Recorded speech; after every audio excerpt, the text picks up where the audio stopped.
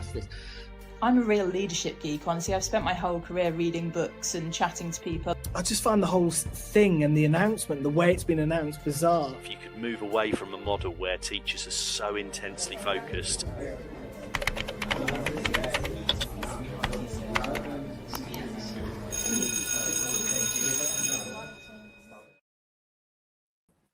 Good morning. It's Wednesday, the 2nd of July, and you are listening to Teachers Talk Radio. This is the morning break with Liz and Kate. If you are joining us for the first time, welcome. If you have returned, thank you so much for coming back and listening again. Our topic today is teachers in the wild. Inspired by our guest, who Kate will introduce in a minute. But Kate, have you ever been spotted in the wild? Liz, I think you know the answer to this story. I do. It's why I asked the question, to be perfectly honest. Because you keep reminding me of it. Liz and I used to, if you didn't listen to our show last week, Liz and I used to teach together in a secondary school. And there was a time where I was caught out when my flip-flop broke on the way to school. This is before they banned flip-flops in school, probably because of me. So I was walking to school. It's before I drove as well, happily in my flip-flops, and all the students were walking in, and my flip-flop broke, and I was so mortified I just panicked and I jumped into a bush with my bare foot, and there was glass on the path, and I remember thinking, oh no, the kids can't see this, they'll think, why is that teacher hopping around? And so I started shouting to the students to help, and one of them, I know that doesn't make sense either because I didn't want them to see me, but I saw one I recognised essentially. So I called out to her, and I think I asked her to go to the staff room, didn't I, Liz? I can't remember. Yeah, we got a message at school saying, Miss Tully's in a bush, her flip-flops broken. Yeah, the whole staff room had that. It was the head announced it in briefing and talked about it that morning. And it's just one of my favourite stories, Kate. I just love it. The reason I did it was because I had a spare pair of shoes in my locker in the staff room at school. So she then retrieved said shoes, took them back to the bush, and I could walk in without asking someone for a piggyback. So in Kate's world, it made sense. But yeah, I still don't know what I was doing as a full-time teacher back then. I really don't. But teacher in the wild. You were wonderful. Okay, well, I now work and live in the same town, which I've never done before. And I feel very exposed a lot of the time. I feel like when I'm in the supermarket, whenever I'm in town with my son or whatever, I feel like I'm always potentially being spotted. And so I'm really paranoid. You know, my son is 5. If he has a bit of a meltdown, you know, who's going to see that? Or, you know, what have I put in my basket that might be a bit embarrassing or whatever? I'm just constantly paranoid about that. And it's really interesting because I think one of the things we said last week was it's nice when you go on a school trip to be seen like a human, but then actually sometimes you're scared of being a human as well, and being seen to be a human. And it's a really weird dichotomy between those two things. You have to be professional and seen as that. It's weird, isn't it? However, someone who is a master at balancing those two things is our guest today. Kate, would you like to introduce Tim? I would love to introduce Tim. Our guest today is a writer, filmmaker and actor, originally from California, but for the last 19 years, he's called Cornwall home. He also happens to be a full-time teacher taking GCSE English, A-level film studies and functional skills. Over the course of his teaching career, Tim has taught both secondary school and FE and remains active outside the classroom as a thriving fixture on the UK independent film scene. His debut feature film, Nowhere, which he wrote and directed, played at film festivals internationally, garnering numerous awards, including winning Best Director at the Monaco International Film Festival. As an actor, Tim has appeared in TV shows like 24 and recently won Best Actor at IndieX Film Festival in LA for his role in the short film Down. Next on the slate, he stars in the upcoming feature film Pieces of Us, a film which he also wrote. And he is about to embark on an exciting chapter in his teaching career which will see him temporarily relocate to Central America. Please welcome to the pod, Tim Seyfert. Hello. Hi. Thank you. Thanks for having me. Thank you for coming. Welcome. Thanks for being our first guest. It's my pleasure. This is, it's really nice to be here. So, Tim, actually, Liz, I think you wanted to ask.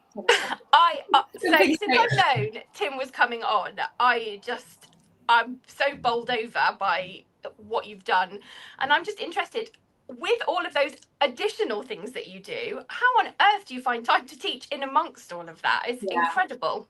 I think it's just a matter of prioritizing what it is, the things that you want to do. I mean, for me, doing filmmaking and writing and acting might be time that others spent surfing or playing in the after school teachers football league or playing in a bar band or something. But it just so happens that my passion outside of the classroom is filmmaking. So I don't do it as often as I'd like, but when I do it, I'm very selective with the projects that I choose to engage with. And it's just a matter of, carving out a chunk of time to say, right, in March, I'm going to do this project. In May, I'm going to do this. And just making time for it, really.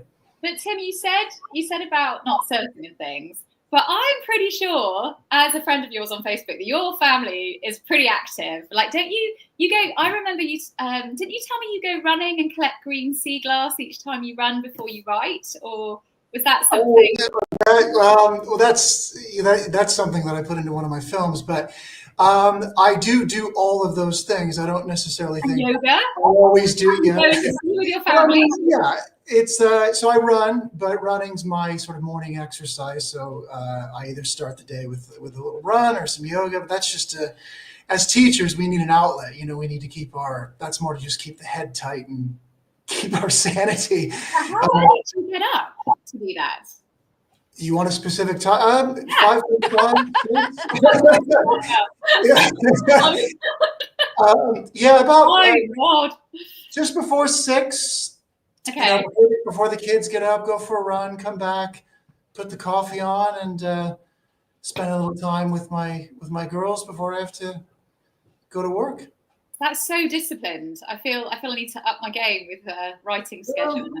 I think it's just more about I think if I don't do it, I know how I feel if I don't. So I know some mornings, obviously, you're more tired than others. So when the alarm goes off, I sort of think, get up, because if you don't do it, you're going to feel all wound up. So it's a release. Writing, being creative, exercise. It's all about balance and kind of making sure that you're, if anything, you're your best version of yourself when you show up in front of the kids in the classroom. And I think that sort of thing, I'm really big on well-being. It's something that I think is really, really important. I think it's something that I'd like to do a show on in weeks to come. It's about how a lot of schools, education places just don't get well-being right. And the reason I'm so passionate about it is because after my son was born, someone once said to me, because you give so much, especially when you're a parent as well, you give everything you can to your students at school and you give everything you can to your children, and sometimes there isn't enough for yourself. And someone said to me, you have to put your own oxygen mask on first. You have to take care of yourself. And it just was such an epiphany for me about how I needed to approach things. And you can't pour from an empty cup, can you? And so you doing all of those things is really important because it's feeding you. Yeah, that pretty much answers Kate's question as well. Why do I get up so early? It's because, one, that's what I have to do in order to have that time. I could sleep in longer and I could do that, but if I did that, I wouldn't. I essentially wake up early to have that time to fill my cup, really. And I find that by doing that, it's more beneficial to me to do that than to get an extra hour of sleep, to know that, okay, I've had that time, because the run in the morning isn't necessarily just about exercise. It's also time by myself. It's being outside, especially this time of year. It's light so early. It's lovely. You're just kind of alone with your thoughts and have a chance to wake up. And then also after work as well, I'm lucky where I have a bit of a drive home where I get to kind of decompress. So I have a bit of time from the classroom to home. So that by the time I show up, nice 45-minute drive, by the time I show up home, I'm sort of, okay. So if I've had maybe a rough day in the classroom, I'm not taking that home with me. I'm the best version of myself for my kids. And you can listen to amazing podcasts like this one as well. Yeah. I'll have to start. Yeah, I do listen to podcasts, or sometimes you just want silence. Sometimes you just need that was nothing. going to be a question I was going to ask. I was going to say, in your car ride home, do you have silence or do you listen to music? Or so you've just answered that, because when I used to work in the place that Kate and I used to work together, I had a 45-minute commute. And I listened to the whole of the Harry Potter audiobook. It took me 7 months to and from, but it was brilliant. And it was something I looked forward to. It made that commute not so stressful as well, because I was like, I'm going to do that on my journey. And that was I did enjoy that. But sometimes silence is blissful too. And I think when you work in education, there isn't an awful lot of silence. No. There is. In the best possible way, there is a constant demand for your attention. You can try to hide, but they'll find you. But you'll. You often. There's been many lunches where, you're spent over a copy machine eating a sandwich, printing out worksheets while perhaps one of your colleagues is trying to talk to you. And look, this is the job we signed up for. I'm not complaining, but. You have to find that time by yourself somewhere. So if you don't get it at work, you have to create it outside of work, whether it's waking up early or having that car ride home, or perhaps you only have time in the evening after the kids go to bed. So you go for a run later on or go meet with a friend. It's just... There's a name for that, isn't there? They call it revenge bedtime procrastination, where you deliberately go to bed later than you should do because you're just so desperate for that. For time. Time. See, I can't physically do that. I love morning. Mornings are my favorite time of the day, but considering what we do as teachers all during the day and the other stuff I do outside of the classroom, 8:45, I'm doing that on the sofa. I'm trying to watch Yellowstone or something, and I'm lucky if I make it through 20 minutes of an episode. Can I just shout out for single people like me who are child-free, maybe a demanding cat, so is asking me to fill her cup up before mine when I get home from work. And I think it's also, I'm a night owl. I'm not a morning person. I tried getting up at 5 in the morning, and when I lived in America, doing a master's for a bit, and I remember it was a creative writing master's, so people said if you get up at 5, you can get some stuff done before you go and teach your classes. And so I tried that, but I was exhausted by about 4 o'clock in the afternoon. So it just didn't fit my circadian rhythm. So I actually looked at that app where it tells you, how long you should sleep and stuff like that. And apparently I need about 9 or 10 hours sleep. Which is impossible as a teacher. Nice. I'd love that. But yeah, so I get my creative writing done after work in the evening, and I jog in the afternoons as well, the late afternoons or evenings. I'm a tutor now, not a full-time teacher, but I still have to adapt to that schedule. How about you, Liz? When do you sort of get time to have your energy break? That's an excellent question. So as a parent to a 5-year-old, I am not one who's, so Tim, you said you like to be alone with your thoughts. It's very dangerous for me to be alone with my thoughts. And really? So I'm a textbook overthinker. So I tend to keep myself incredibly busy. So I don't actually have a lot of downtime. I'm in the middle of exam marking at the moment. I do pub signs as a side hustle. I've started this now as well. I'm a school governor. Would you say that you're seeking distraction just to keep your head busy? Because I like to be busy. Yeah. I think it's good for me to be busy, but then at the same time I am tired a lot of the time.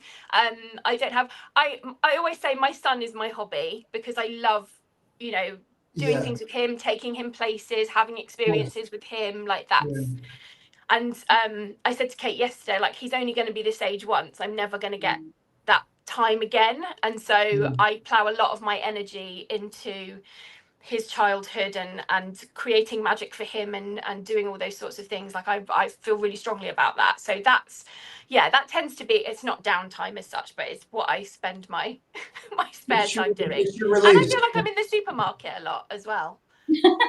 Getting spied on by kids. Yeah, exactly. with wine in your basket, probably.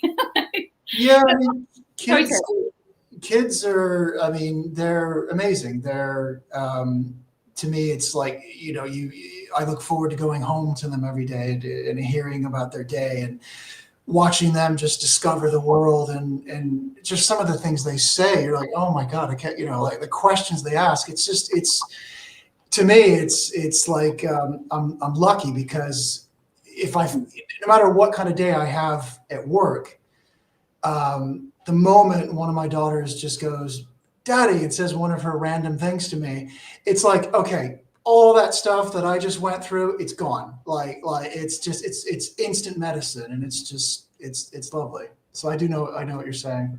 I wish I could say I did, but I just get clawed. Yeah. That has its own appeal.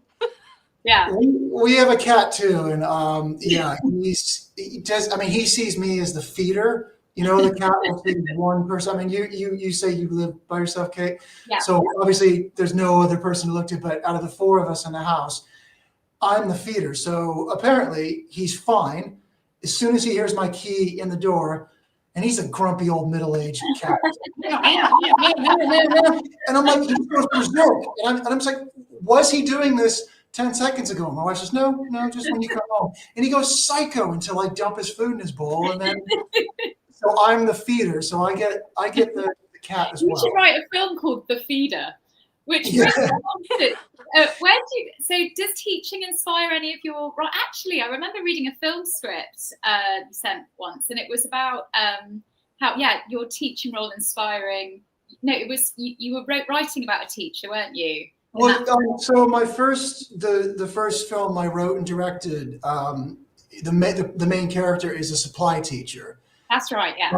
And so that was the one that I took.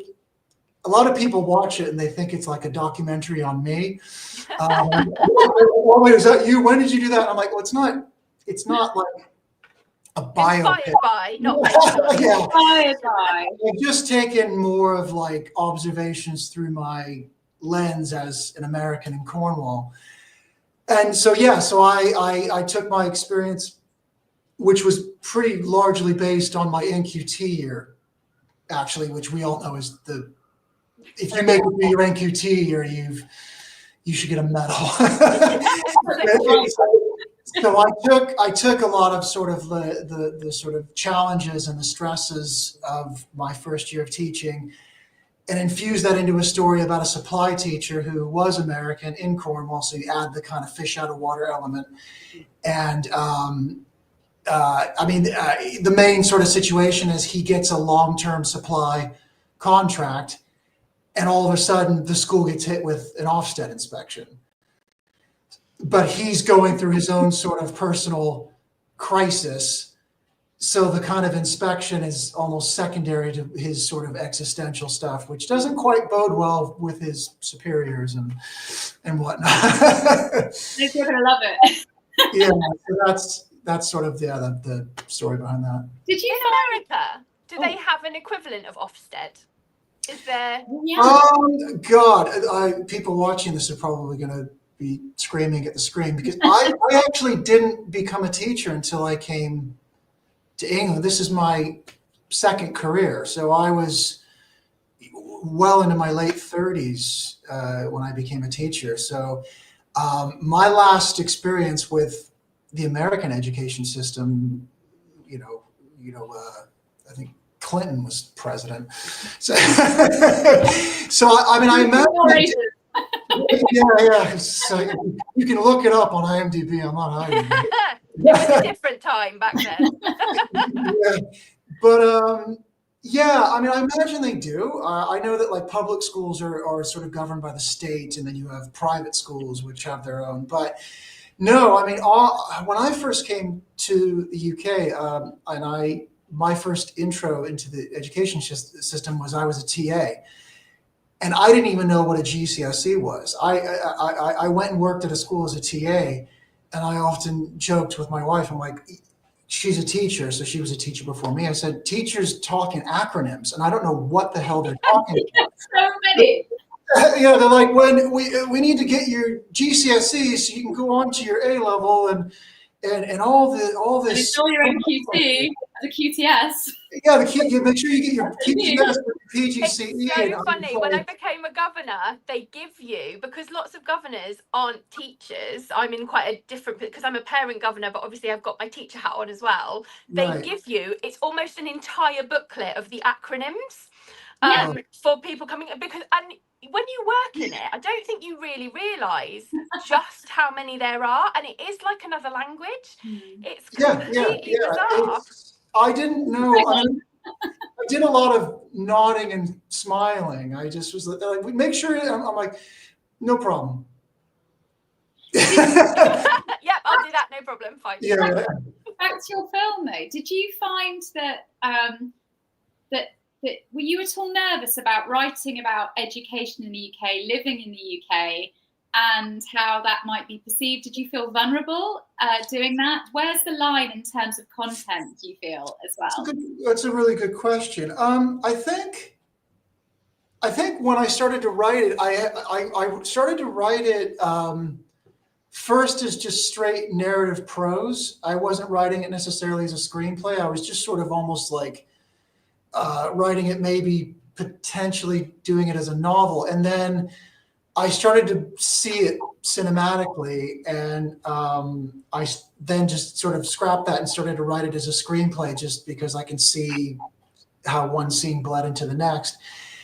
And yeah, I mean, I did feel a bit, okay, where is the line? But I also felt that, you know, if you are going to write something, if you are going to create something, it has to be truthful. It has to be rooted in truth. Otherwise, it's just going to be two-dimensional. It's going to be cookie cutter, and people are going to, I mean, I think that most people, when they read something or they watch something, they can smell BS. They can kind of be like, this is trope, this is cliche.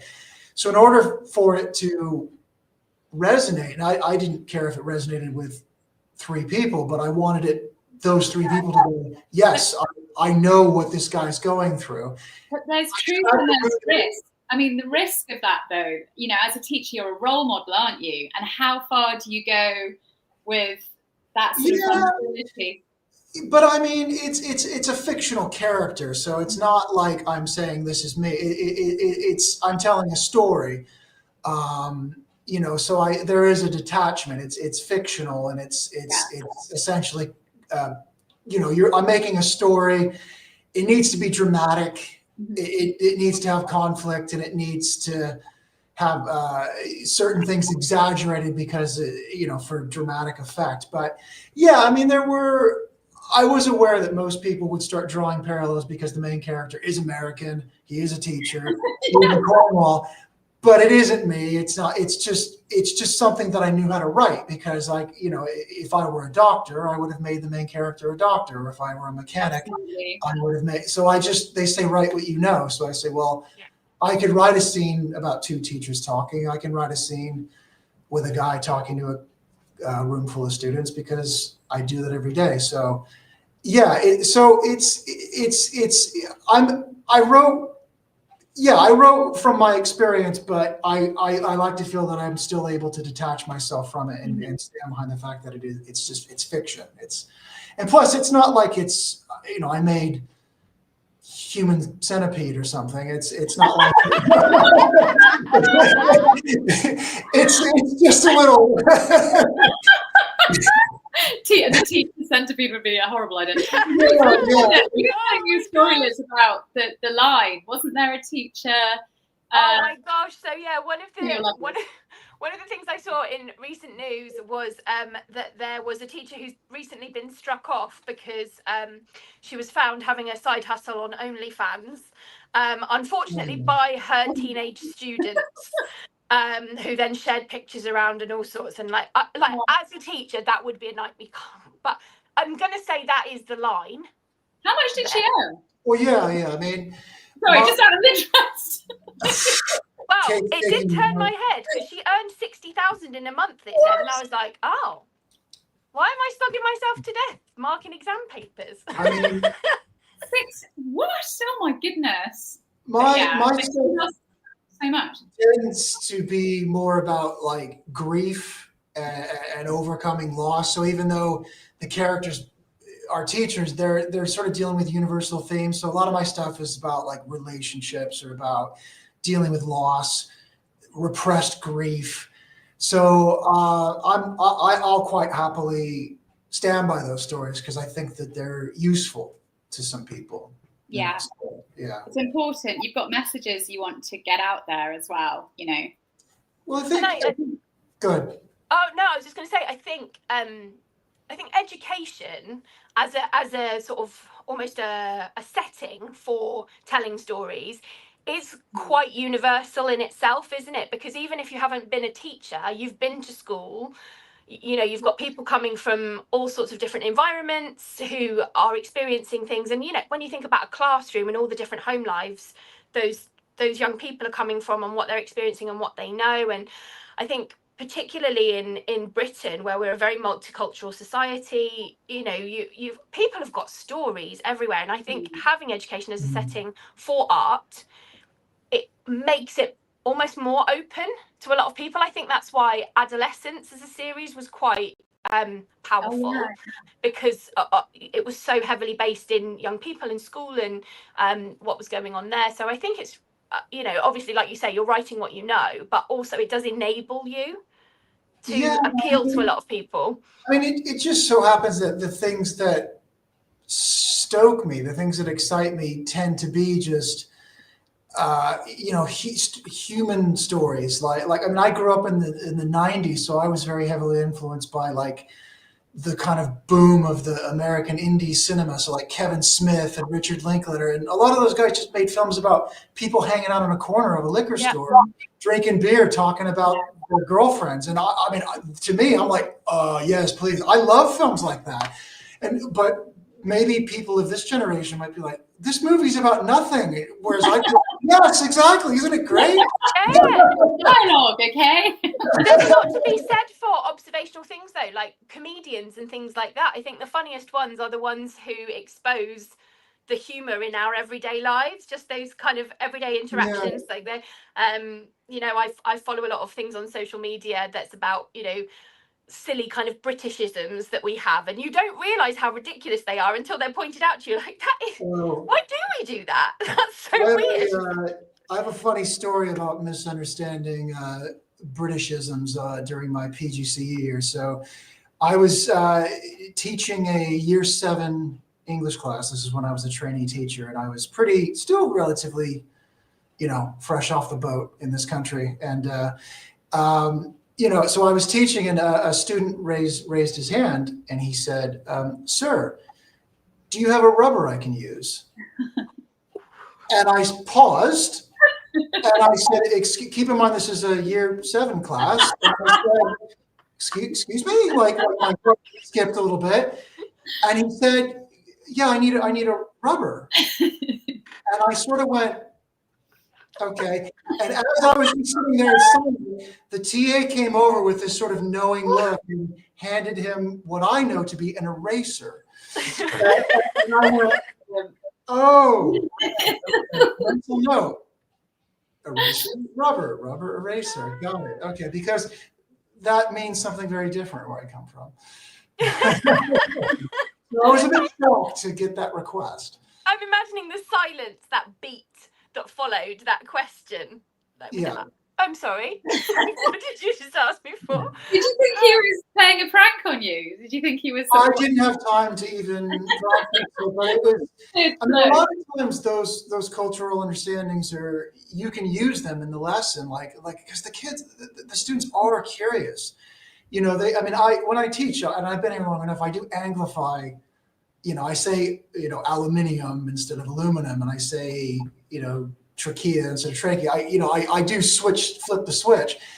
But they want, all the TikTok videos and stuff, and they say, Tim, sir, why do they say this? Why do they say that? And we get into linguistic discussions about pronunciation, and so I'm able to sort of use it, and just different words, sidewalk, pavement, rubbish, garbage. I had fanny pack in America. Oh God! Have you got your fanny pack? I was like, pardon me. Yeah. Again, we're separated by I taught American students during my MFA. I taught undergrads, so I had all these questions, but in reverse. Do you see what I mean? Like, yeah. So they were like, "What? It's a pasties. You've written about pasties in my creative writing class," and I was thinking about Cornish pasties. And obviously, pasties are different things. They said the runnies use them or something in America to stop their shoulders rubbing. This was in North Carolina. Maybe it was. Oh yeah. We might use pasties when we're running to stop things rubbing, or maybe but they hadn't heard of Cornish pasties. So there we are. No. I mean, one thing I when I first got here was even just the way we greet each other. Everybody's like, "Hey Tim, you all right? Hey Tim, you all right?" And I went to my wife, who was my girlfriend at the time. I'm like, why does everybody keep asking him if I'm all right? Do I look old or something? Hey, you're all right. I'm like, I'm fine. I was constantly asked, "What's up?" And I was like, "I don't know, the sky. What is up?" Yeah. What's up? We often answer with a question, so it's common for someone to go, "Hey, how you doing? Hey, how you doing?" Just to answer with the same question. That's a common. What's up?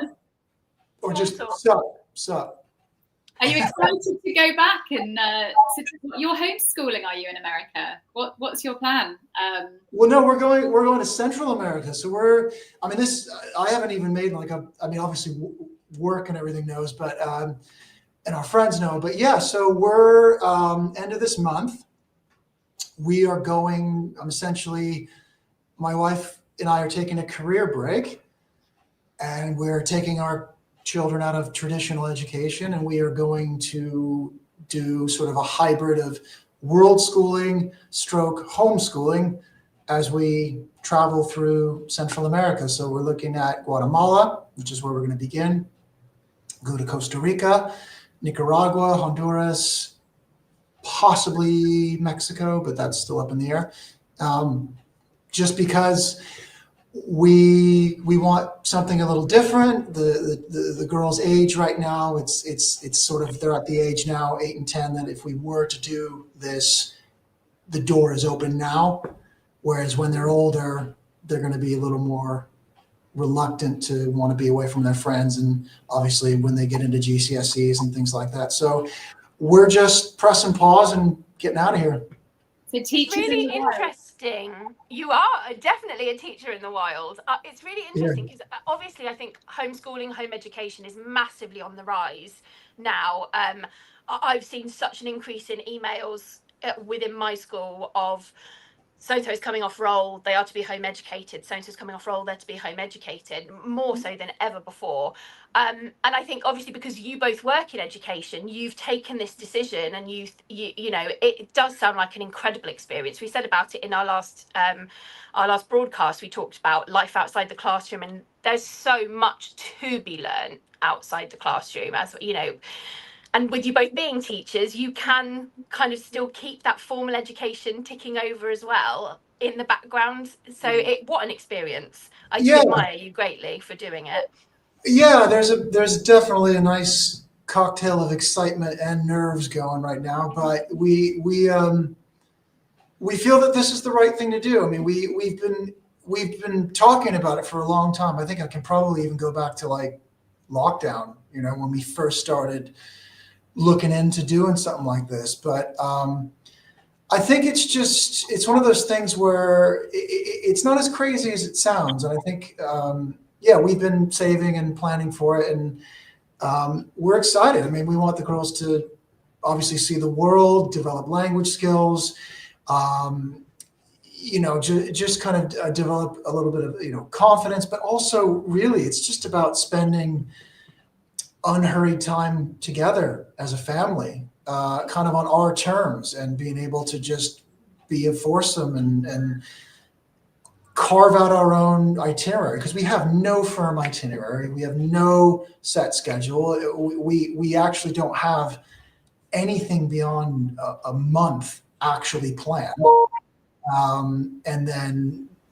But that's the idea. It's just to kind of go, okay, well, we're doing this hub here, and then we're going to then go on to this one, and the focus for the next one will be this skill. And then, so it's, I mean, literally this month, hasta luego. That's so exciting. That is so incredibly exciting. Kate, I am going to just ask you just to pause things for a minute, and can you talk about our sponsors? I was just getting it ready. So here we are. This show is brought to you in partnership with John Catt Educational, publishers of professional development books and resources that support great teaching and learning in schools around the world. Level up your professional development today and visit johncattbookshop.com to explore the full range of titles. Use the code JCTTR2425 for 20% off your order.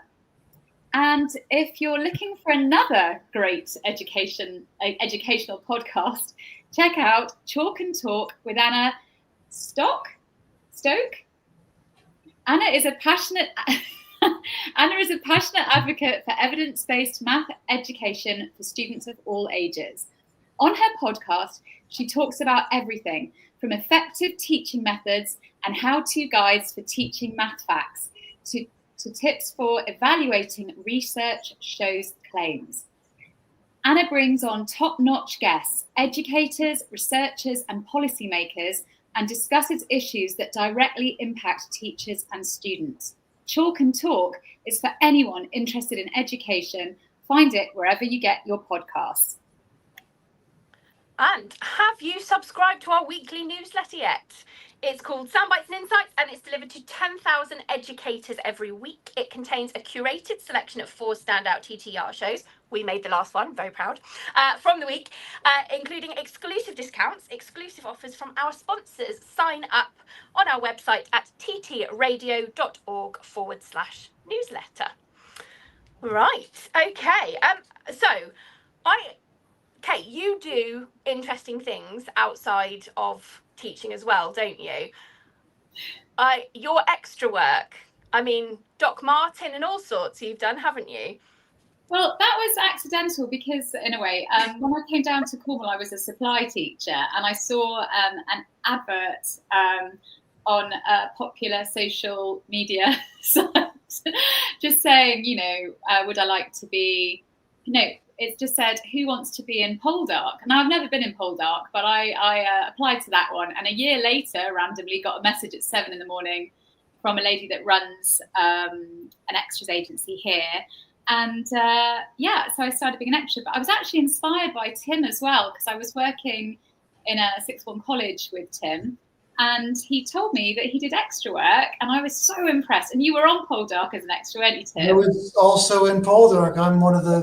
Me, and so that's my side hustle now. So being an extra is a great summer side hustle for teachers and tutors, I feel. Did you say you were a regular on Poldark? No, I was a redcoat soldier. Oh, a redcoat.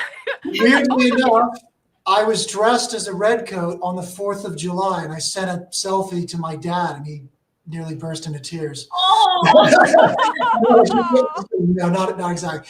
No, but it was like Kate said, it was just something that, like, because it was filmed locally, they were just looking for local people, and it sounded like a laugh, and it was they didn't just, you want to be an extra, and so it was like, okay, you're going to be townspeople you're going to be this. And they go, okay, you're a redcoat. I go, okay. And so, you get the musket and the ponytail wig and everything. And it was That's so great. fun. When you first told me, I remember we're in the college, and I remember thinking that is so cool and so brave to be part of a story being made in process, being part of the storytelling process as a film extra, as opposed to, because we love books, we're passionate about, all of us, aren't we? We're passionate about books and storytelling and film. So to be part of a film being made, I just think it's the coolest thing ever. And Liz, I have been an extra in Tim's films, actually. I've paid extra in Tim's films through the same agency since then, which was even cooler to be in your colleague's film. Don't sell yourself short, Kate. You had a proper part in one of them. On the bus. Of course, with Kev on the bus. Yeah, that was also very cool. A good part. But I mean, extra work is great because, I write and do this stuff, but I think sometimes, like, being an extra, especially when it's like a local production, it's a great way to just watch.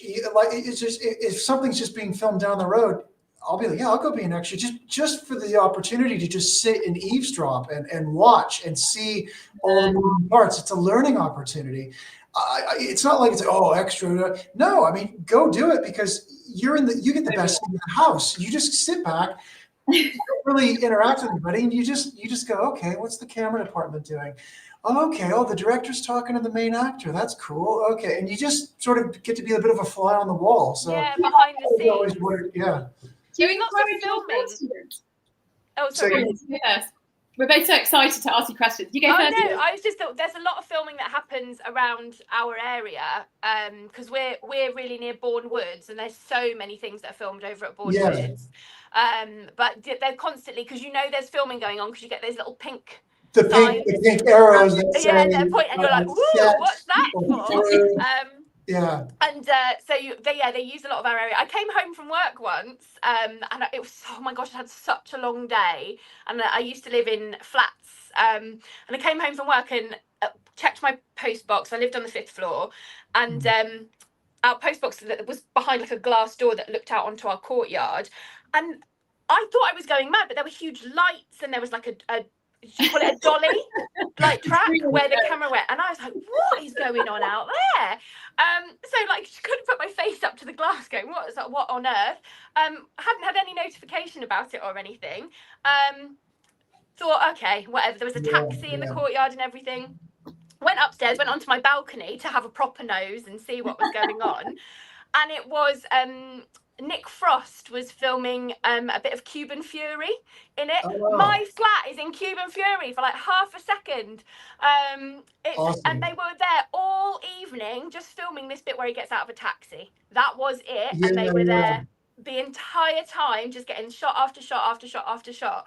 And obviously we all stood on our balconies watching because it was fascinating to watch the entire process. So I can imagine being an extra where actually you probably see a lot more than just one bit of a story being told. Well, the thing a lot of people don't understand, whatever your role on the set is, and Kate can attest to this, is that there is a lot of downtime on a set. There is a lot of, I would say most of your day is just waiting, unless you're the director or one of the producers or so, then you're running around like a Tasmanian devil. But if you are an extra or maybe even a member of the cast or something, there is a lot of because you have to wait for things to get set, depending on the logistics of the film. But there is an awful lot of waiting around. I mean, I've been on sets as an actor where you're on set for 10 hours and you sort of go, I think I've only actually worked probably about 15 minutes today. Mm-hmm. And I've been here since 5 o'clock in the morning. I had a day where I was on Mallory Towers and I was fully dressed up as a teacher, and I had the victory curls, all the makeup, everything. One day I ended up playing lacrosse with one of the main characters, which was really exciting and really fun.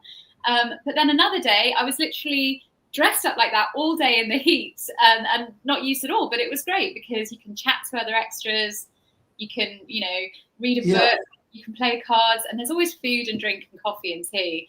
So I love it. I love the adventure of it. Going off. Do you think it's quite a good gig for teachers? Definitely. Yeah, And absolutely. Yeah, I mean, it's just a learning thing. Like I said, it's just you get the best seat in the house. You get to sit, you get to watch, you get to see how the sausage is made, as they say. You know, you get to basically see how they put it together. And I think, you know, if you're a media teacher or an English teacher, you're dealing with stories. You can take that experience and say, like, right, so this particular, maybe you're analyzing a clip. Knowing how a clip and a sequence is put together is going to help you be a better teacher in terms of like analyzing it. Like, so to get that shade of red on his face in that very way, it probably took about this amount of time, and they probably had to do multiple takes. And the students, I find, are fascinated by that. When you can sort of like let them in, they feel like you're letting them in on a little secret, you know? Because and they go, that's a subwoofer, or that's a track and dolly. Yeah. You know, I think it's a really important education for a film student to go and be an extra for the summer.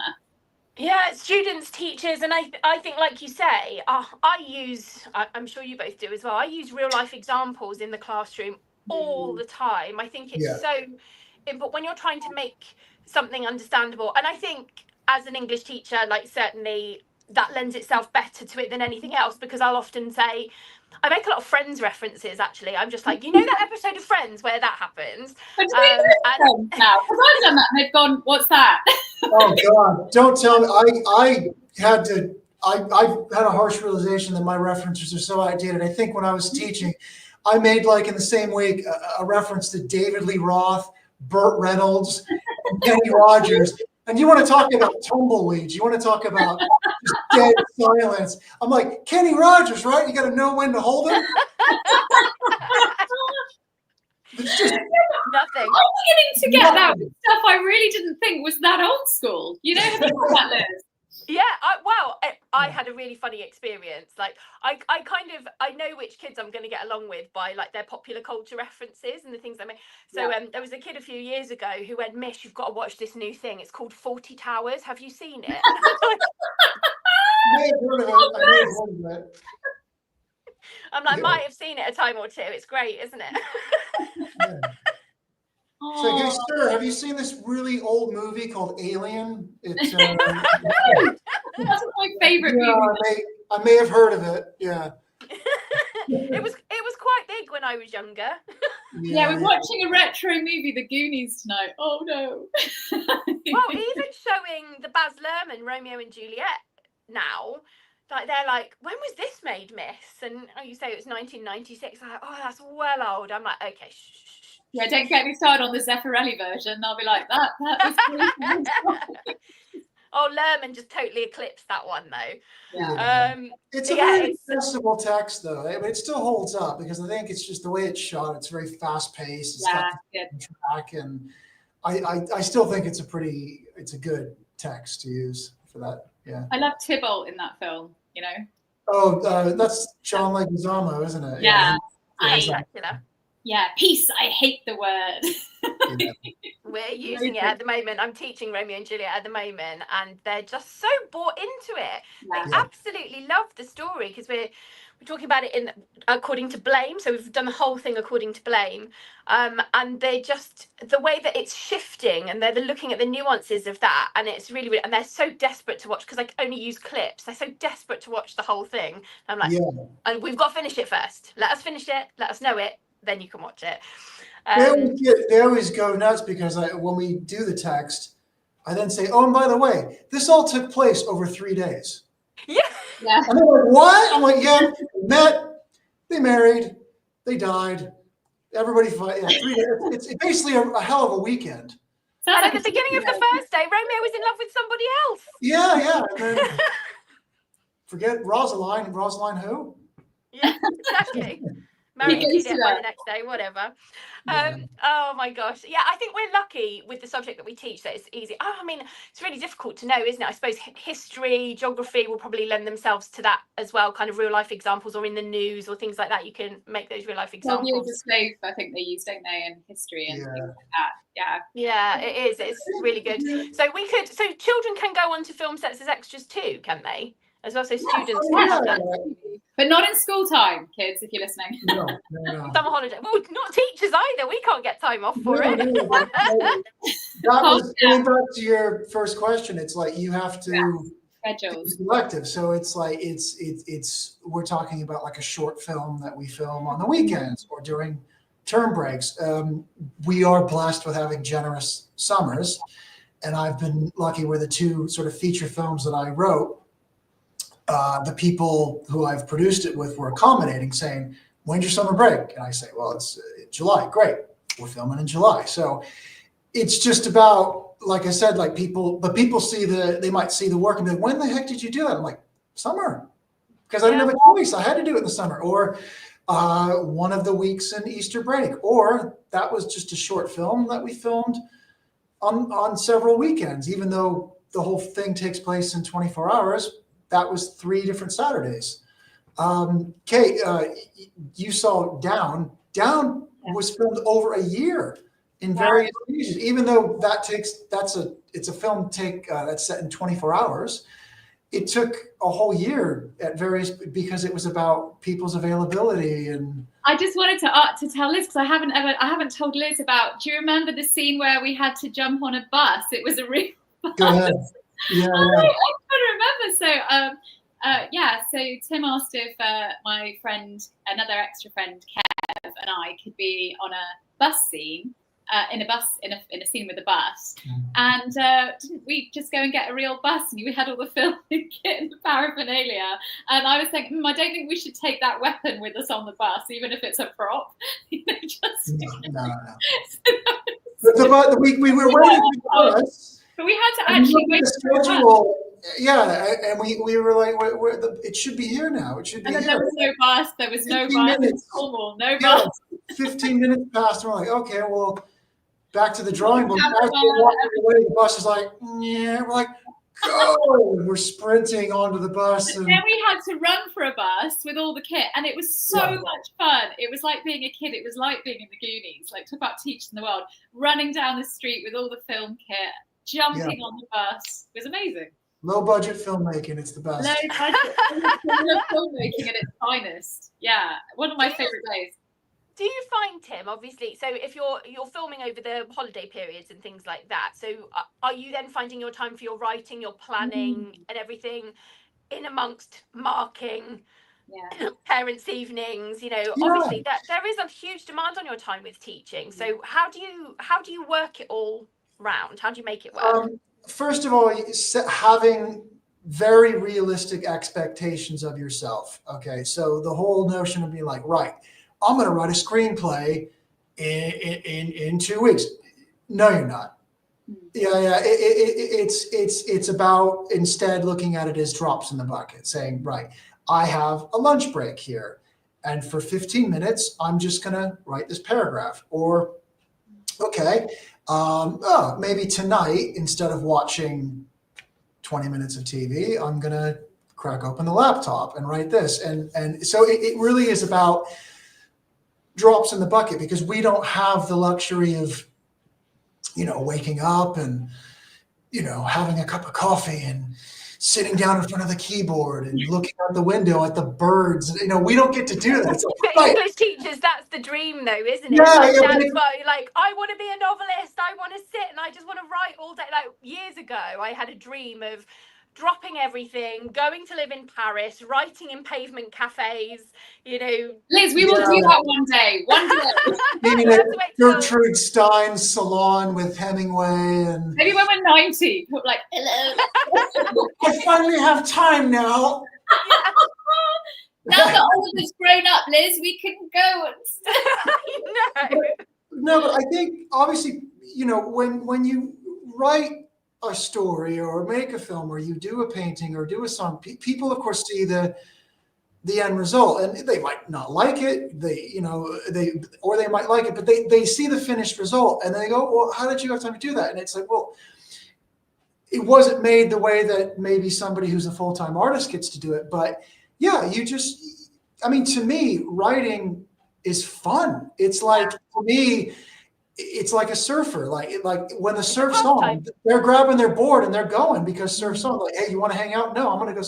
To me, writing is like that. It's like, I look forward to my next window to write because I like it. I have fun. I enjoy it. And I've just started getting to that point with the novel I'm writing. I've got to the halfway mark and I've started enjoying it more because I feel more like I know I can see the end now. So yeah, I've been grabbing bits of time as well and doing that, and it does feel so liberating. Even late at night, I'm like, oh, I'll do a little bit now. Yeah. You mentioned that, like, discipline. For me, it's not discipline. It's almost like if I don't do it, I'll go nuts. Yeah. Like if I don't, it's not about having to motivate myself. It's if I don't do it, I'm going to go insane. I have to, because you get an idea and what am I going to do with this? Okay, I'm like, oh, this makes such a cool scene. I can't just let it be like dancing around my head. I got to do something. I was going to ask that though, because you said like you grab 10 minutes at lunchtime or whatever. Yeah. What if within that 10 minutes you just stumble on gold in terms of an idea and like, oh my gosh, I really want to run with this, but I need half an hour. What do you do? You gotta clamp it off. I mean, you leave it open, you minimize it, you do your bit, and then you go, okay, before I go home, I'm going to finish marking, I'm going to finish planning my lesson, and my reward to myself will be to give another 10 minutes to this. And so it's the cookie waiting for me at the end of the day, So this is where I'm doing everything wrong, because I use going to the toilet as my reward. So I'm like, you've got to mark. Okay. I'm like, you've got to mark 5 more essays, and then you're allowed to go. Like, because your kidneys are like, thank you. I know. It's very, very irresponsible and stupid. So this podcast has been incredibly helpful because I'm learning that I need to manage my time a lot better and my reward system is failing quite drastically. You need to go to the loo. I had that. I was writing in the garden yesterday. I don't know if this happens to you, Tim, or Liz when you're marking, but I was so into what I was doing with the writing. I thought, I've just got to get to the end of the chapter. I've just got to get to editing the end of this chapter. And then when I got up, I needed to go to the loo so bad. I was literally cramping as I was getting up. Do you ever go into hyperfocus like that? And you're just I like exactly like that, like Burns from The Simpsons or whatever that was. No, I mean, I tend to just go when I need to. You're in trouble. Yeah. Yeah.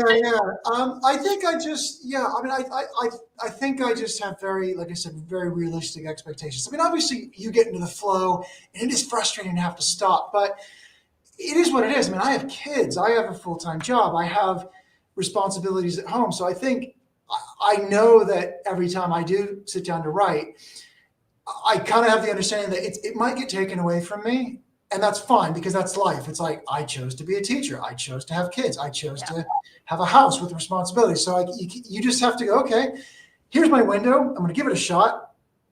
And I might have 10 minutes. I might have 20 minutes.